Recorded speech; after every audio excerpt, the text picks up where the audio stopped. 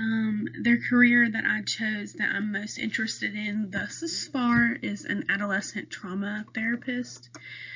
I feel like I could really resonate with children more, and trauma is definitely a high interest that I have so far. So I'm going to be telling you guys a little bit about it.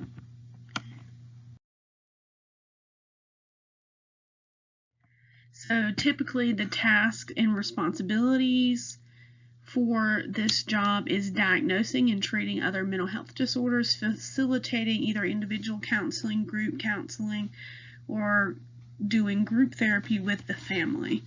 Referring the clients to other specialists is really important in this field because you might not be the person to best help them, or they might need different needs. Creating a treatment plan is really important. Creating PCPs, which I didn't include on the PowerPoint, that's really important. Monitoring the client's progress during treatment.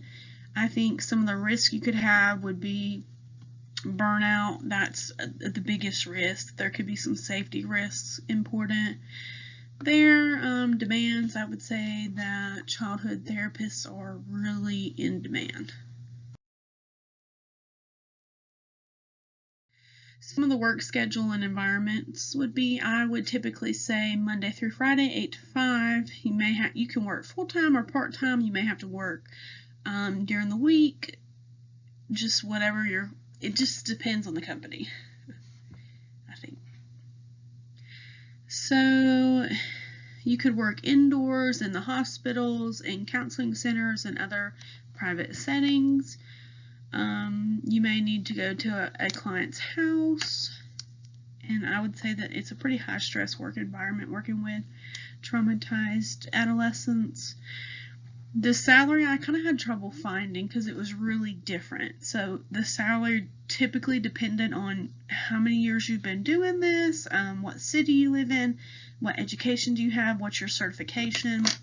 So I would say all this right here is super important when it came to the pay. Because if you were just starting out, I would say your pay would be around this.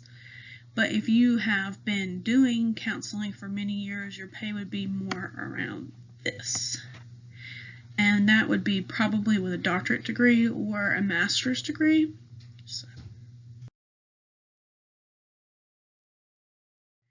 Some of the qualifications that you need from this job, is definitely a master's degree, would be the lower end pay. A lot of places like to see a master's degree in social work or a master's degree in trauma counseling.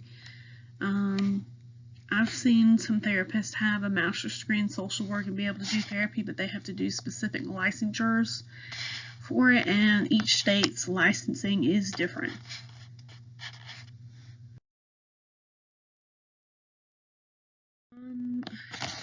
So I think that being a therapist, you need really great communication skills, to be non-judgmental, observant, and super empathetic.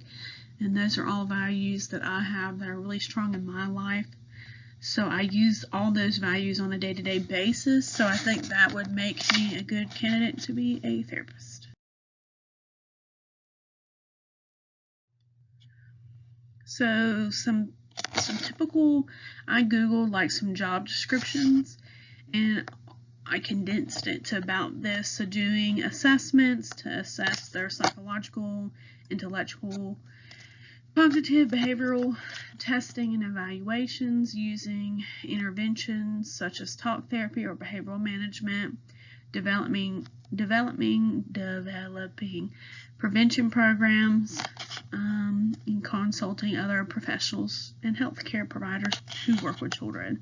So they could need specific needs, and you would have to seek out other consults.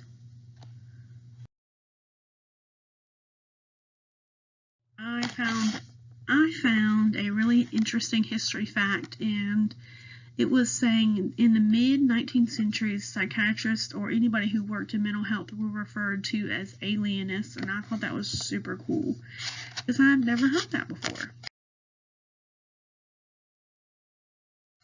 These are some places that I got some of my facts from, and I hope I did the APA correctly. I'm not really familiar with that format, so I hope I did good.